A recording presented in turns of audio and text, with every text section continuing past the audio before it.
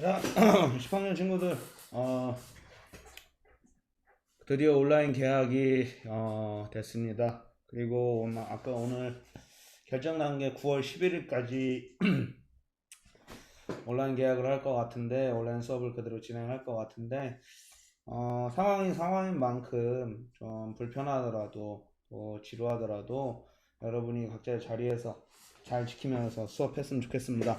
그리고 한국사 수업만 나갈 거예요. 온라인 수업 때는. 그리고 과제는 우리가 1학기 때 했던 통합사회 과제 비슷한 과제가 나갈 거니까 여러분이 같이 함께 잘 했으면 좋겠습니다. 알겠죠? 자, 그리고 오늘 이제 한국사 강의 어디 들어갈 거냐면 우리가 이제 조선을 들어갈 거예요. 우리가 근현대사는 했고 그리고 뭐라 했지? 고려까지는 했는데 조선 초기를 좀 하다 말았어. 그래서 2학기 때 조선을 끝내고 다시 근현대사 살짝 훑고 그 다음에 좀 나갈 거예요. 그래서 진도가 그렇게 빨리 나가진 않을 거지만 그래도 최대한 최대한 많이 나갈 거니까 여러분들이 집중해서 잘 따라와 주셨으면 좋겠습니다. 알겠죠? 자, 그럼 수업 시작하도록 할게요.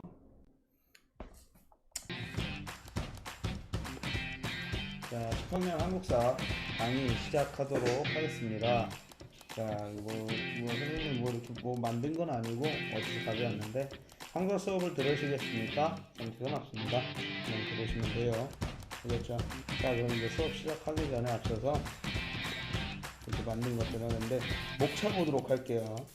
자, 조선의 건국과 새로운 통치 이념의 확립에 대해서 배울 거고 유교적 법치국가의 토대가 어떻게 마련이 됐는지 유교적 이념에 따른 중앙 정치 조직이 어떻게 정비됐는지 이런 걸 볼 건데 간단하게 말해서 조선이 건국되어지고 그 건국되어진 조선이 어떻게 기틀을 다져나갔는지를 우리 보려고 합니다. 알겠죠? 자, 그럼 다음으로 넘어갈게요.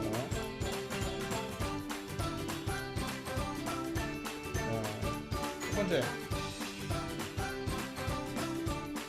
자, 조선의 건국과 새로운 통치 이념의 확립에 대해서 우리 좀 보도록 할게요. 자, 고려 말이 끝나고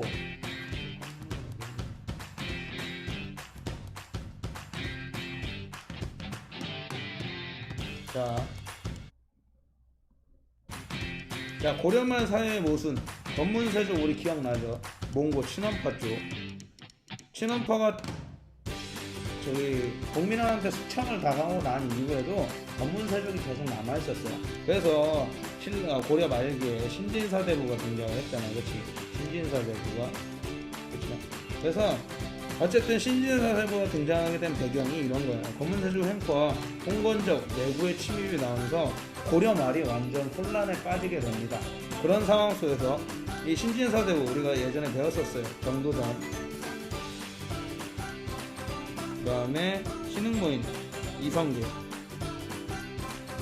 여기 나오죠. 현경과. 그래서 이 사람들이 개혁을 추진하는데 그 개혁이 첫 번째 과전법이에요.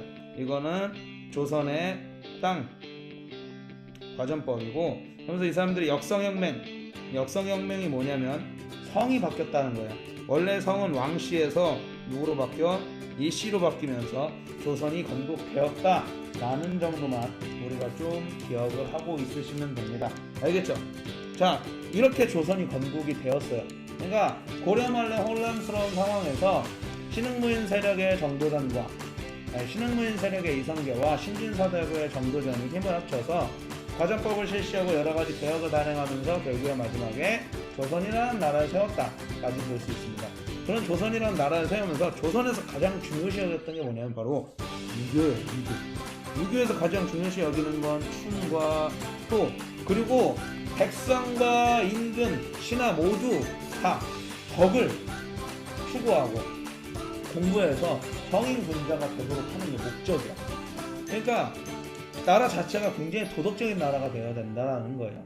이 유교가 그런 거예요. 그래서 그 유교 통치 이념을 각각의 다 모든 상황 속에 다 접목을 시켰는데 첫 번째 왕도 정치를 추구합니다. 조선의 왕이 되면 무조건 왕도 정치를 추구해야 되는데 이건 뭐냐면 덕으로 백성을 다스리는 거예요. 덕으로 백성을 다스린다. 이게 바로 왕도 정치입니다. 유교에서 가장 이상으로 여기는 왕의 정치 모습이에요. 자, 그 다음에 상강행실도는 뭐냐면 이제 세종 때 만들어졌어요. 세종 때 편찬이 되었는데, 자, 이건 뭐냐면 유교적으로 모범이 될 만한 인물들을 모아서 사례집을 만든 거야. 그러니까 유교적으로 모범이 되는 여러 사람들의 일화를 모아서 책으로 만든 거예요. 이해가 돼요? 알겠죠? 그 다음에 국조 올해에는 성종 때 만들었어요. 성종. 이건 뭐냐면, 자, 국가적 행사를 유교적 예법에 맞게. 그러니까 국가의 모든 행사들이 있으니까요. 뭐 국왕의 즉위식, 국왕의 결혼식, 그 다음에 세자 책봉, 그 다음에 뭐 이런 것들. 여러 가지 활동들을 다 유교의 예법에 맞춰서 새로 다 만들어 놓은 거예요. 그러니까 국가 행사, 약간 이제 차례집 이런 같은 거죠. 그래서 이런 것들을 유교를 통해서 만들었는데, 세종 때는 사람들의 행실을 모아둔 거, 성종 때는 예법을 모아둔 것들을 만들었다 정도만 기억하고 있으시면 됩니다. 알겠죠?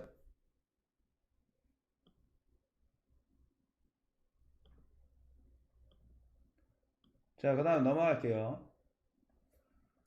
자, 유교적 법치국가의 토대 마련. 자, 이건 뭐냐면 이제 아까 말했잖아. 왕도 정치를 추구했는데 덕으로만 다스린대. 근데 덕으로만 다스린다라는 걸 하나만으로는 너무 추상적이에요. 그래서 덕으로 어찌 다스릴까 해보니까 정치 기구가 있어야 돼. 정치 기구를 통해서 어떻게 하면 덕으로 다스릴지를 봐야 되는데, 자, 국정 운영 체제의 변화를 갖게 됐어요. 일단 초기에는 왕권과 재산권이 싸움이 있었어요. 왕권과 재산권. 그러니까 왕도 정치를 추구하는 조선에서 과연 왕이 중심이 돼서 나라를 다스려야 되는가? 아니다. 총리가 중심이 돼서 나라를 다스리는 게 더 왕도 정치를 추구하는 게 맞는가? 이런 다툼이 있었어요. 그러니까 왕도 정치를 추구해야 되는데 왕이 하냐? 재상이 하냐? 요거 가지고 싸웠던 게 대표적인 사람이 바로 태종 이방원과 정도전이에요. 그래서 결국 승리는 누구? 정도전이 죽고 이방원이 승리하면서 육조직계제라는 체제가 나오게 됩니다. 이 육조직계제에 대해서는 선생님이 여기서 자세히 설명해 줄 건데, 조선시대에는 의정부와 육조라는 기구가 있었어요. 의정부는 법을 만드는 곳이에요. 법을 만들어서 알리는 곳. 그리고 육조는 실무를 담당하는 곳이야. 그래서 여기가 이제 더 상위 개념, 여기가 이제 하위 개념인데, 자, 왕이 있으면 왕이 의정부에 얘기를 해요. 그러면 의정부는 왕이 얘기한 것들을 자기네가 협의해서 육조에 이렇게 전달해서 육조가 실행할 수 있게 했던 게 의정부 서사제예요. 그러니까 왕과 의정부가 서로 교류해서 육조가 실무를 담당할 수 있게 했던 게 의정부 서사제. 그러니까 왕이 무조건 자기가 하고 싶은 일 다 할 수 있을까 없을까? 못해. 의정부에 이랬는데 의정부에서 이거 아닌 것 같습니다. 빠꾸시킬 수 있는 거야. 그러니까 왕권과 신권이 이건 어떻게 된 거야? 서로 조화를 이루는 거죠. 서로 합의하는 거야. 근데 우리 이방원, 태종은 생각이 달랐어. 이러려면 왕이 뭐가 있어? 내가 왕인데, 내가 나라를 다스리는데, 내가 덕치국가, 왕도 정치할 수 있어. 내가 다 할 거야. 그래서 왕, 의정부, 육조가 있으면 의정부를 거치지 않고 자기가 육조에 직접 지시하는 거야. 야, 너네 이거 해. 야, 너네 이거 해. 의정부는요? 필요 없어. 너네 이거 해. 그래서 이 육조직계제를 시행했던 왕들은 왕권이 비교적 엄청 강했어요. 그렇다고 해서 세종이 왕권이 강하지 않았던 건 아니에요. 세종은 왕권이 강했지만 강한 왕권을 바탕으로 조화를 추구했던 왕. 조화. 이 사람은 태종과 세조. 세조는 누구의 아들이냐면 세종의 아들이에요. 태종과 세조는 왕의 강력한 힘으로 나라를 운영하려고 했었다라고 얘기를 해요. 그래서 국정 운영 체제의 변화가 조선 초기에 있으면서 육조직계제 의정부 서사제로 막 변화하기 시작했다라는 것 정도 좀 기억하고 있으시면 되고, 자, 그 다음에 경국대전이라는 것은 뭐냐면 법전이에요. 법전. 자, 나라의 기틀을 다져가고 있어요. 자, 이성계부터 시작해서 태종, 그 다음에 세종, 그 다음에 쭉 나와 세조 이렇게 하면서 뭐 의정부 사설의 육조직계제 하면서 조선만의 틀을 잡아가고 있고 그 안에서 이제 뭐 상강의 실도 나오고 왕도 정치하면서 잘 다져나가는 나라 가운데 나라에 법이 있어야 되잖아요. 법이 있어야 나라를 운영할 거 아니야. 그래서 세조 때 편찬을 시작해서 성종 때 사람들한테 나눠준 거예요. 우리나라의 법이다. 조선의 법이다. 그게 바로 경국대전. 자, 유교적 법치국가의 토대를 마련한 거예요. 법전의 근거에서. 그러니까 여기 말하는 유교적 법치국가는 뭐냐면 나라를 다스리는데 법을 통해서 나라를 다스려야 돼. 근데 그 법은 어디에 기준이 되냐면 바로 유교의 기준이 된다라는 걸 볼 수 있습니다. 알겠죠? 자, 간단히 얘기하면은 이게 잘 안 보일 테니까 좀 이거를 좀 지우고 해보자.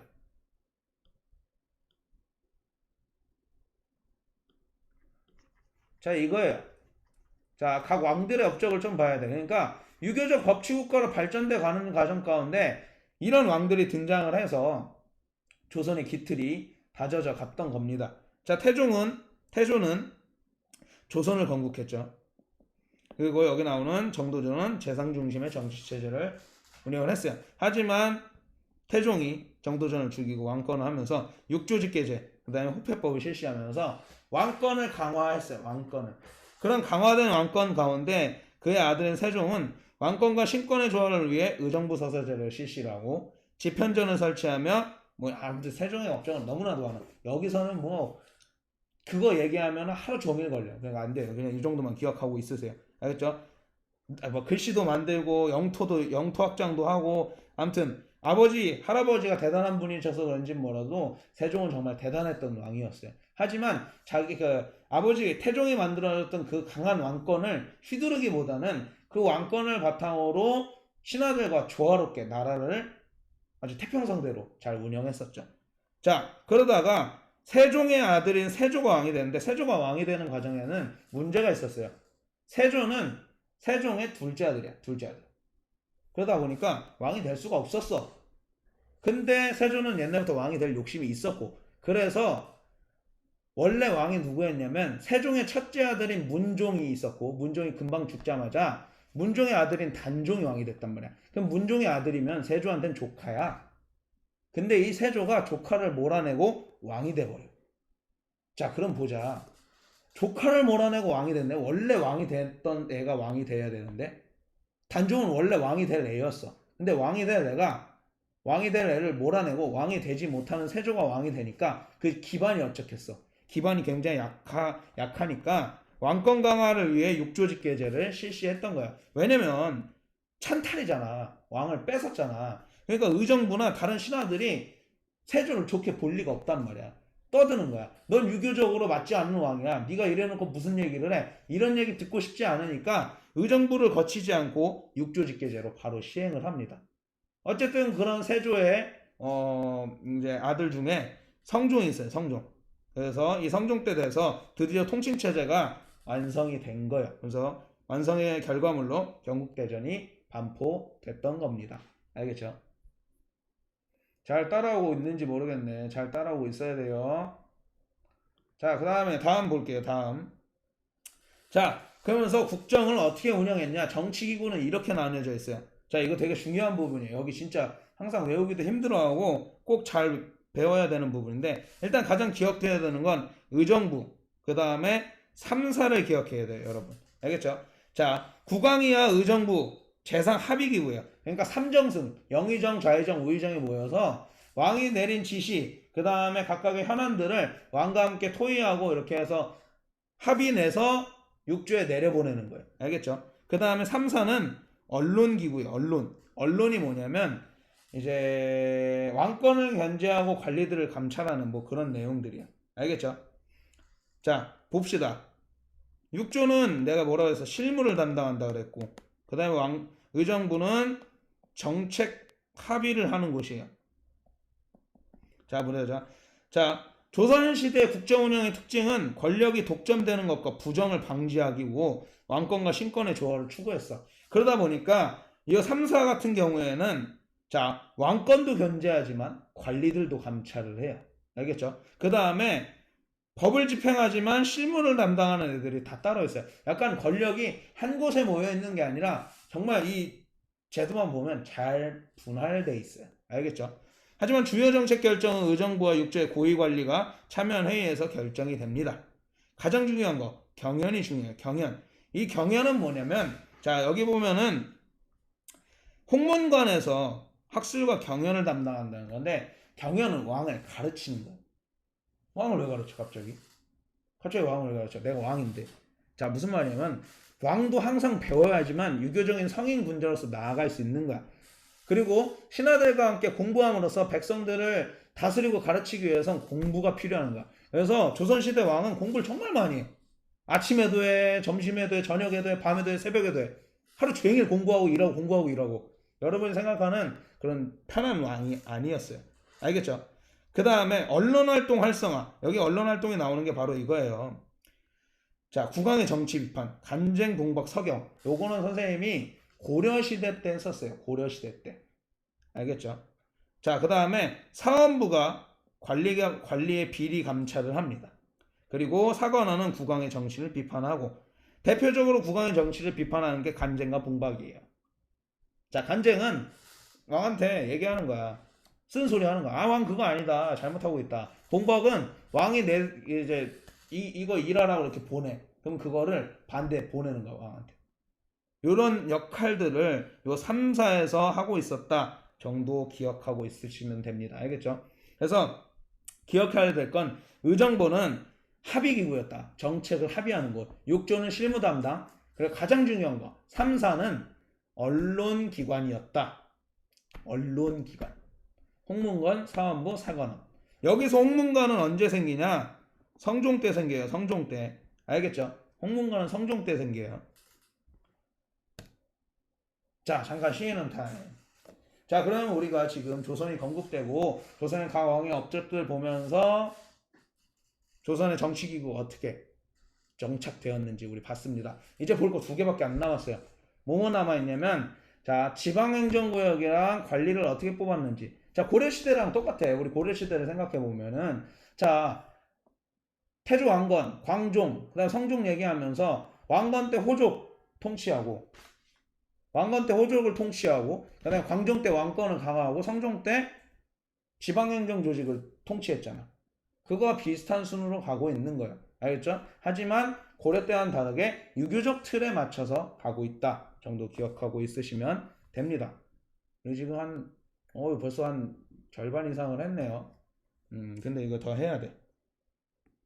시간이 없으니까 좀 넘어갈게요. 자, 조선의 지방통치제대. 자, 조선은 8도로 나뉘어져 있습니다. 8도. 8도 혹시 알아요?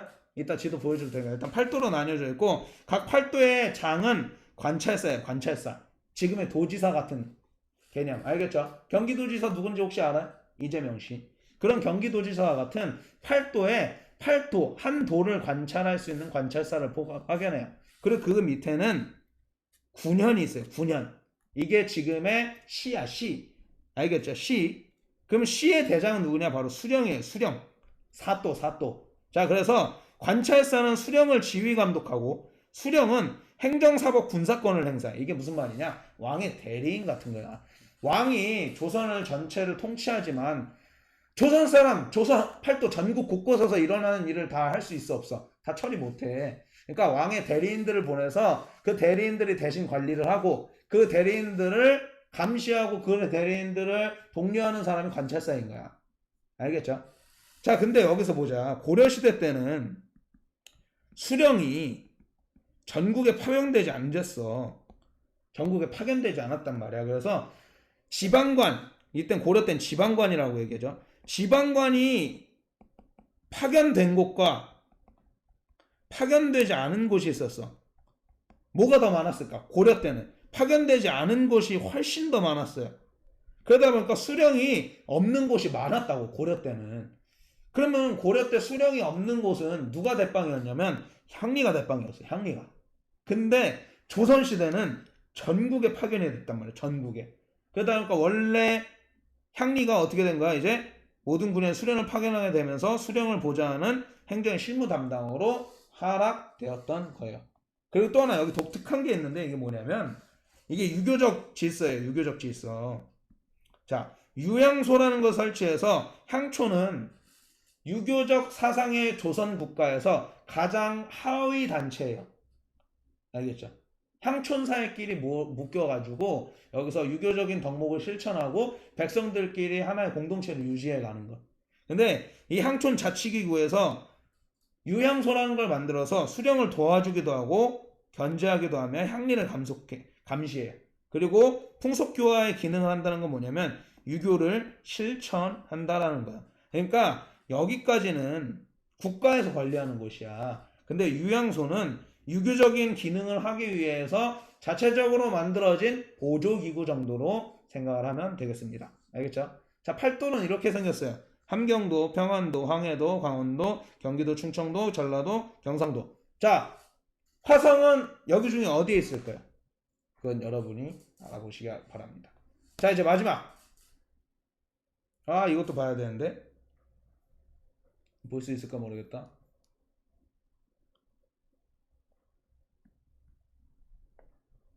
또 한데.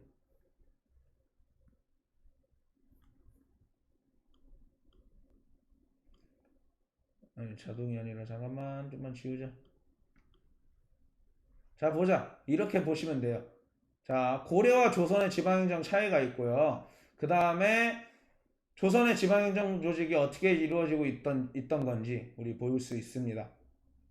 이 부분은 선생님이 카페에 자료를 더 올려줄게요. 알겠죠? 우리 시간이 없으니까 좀만 더 빨리 갈게요.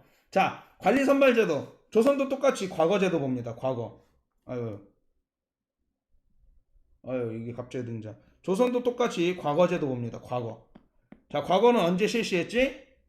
고려 광종 때 실시했어요. 근데 고려 시대의 과거와 좀 다른 건 뭐냐면 묵과를 실시했던 거예요. 묵과. 무관을 선발했다는 거. 알겠죠? 그리고 조선 시대에 가장 중요한 건 문관을 선발하는 이 과거가 가장 제일 중요시 여겼던 과거야. 그래서 뭐 속과 그 다음에 대과 뭐 이렇게 나눠져 있고 중간에 속과를 통지하면 성균관, 하급관리, 그 다음에 더 고위직 관리를 하려면 대과를 통과해 뭐 이런 관리가 있어요.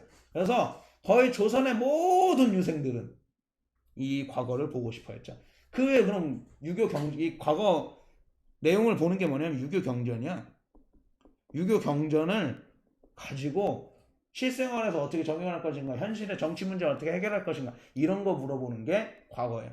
묵과는 말 그대로 장군 뽑는 거고 그 외에 나머지들 관리들 말고 어떻게 할까? 기술관들은 어떻게 선발해? 잡과라고 해서 여기서 말하는 역과가 통영이에요. 통역, 외국어. 의과는 저거 의술. 음양과는 이때는 점치고 풍수지리 보는 게 많았단 말이에요. 그런 거 하던 거였어요. 알겠죠? 그래서 조선시대에는 이러한 관리제도를 통해 조선의 관리들을 선발했다라는 것 정도 알고 있으면 됩니다. 알겠죠? 오늘 말했던 것들 중에 요 사진 자료들은 선생님 따로 정리를 해서 카페에 올려드릴게요. 알겠죠? 너무 많은 시간을 잘 소비한 것 같은데 어쨌든 오늘 수업 고생했습니다. 마지막은 우리 내가 제일 좋아하는 이낙 짤로 마무리하도록 할게요.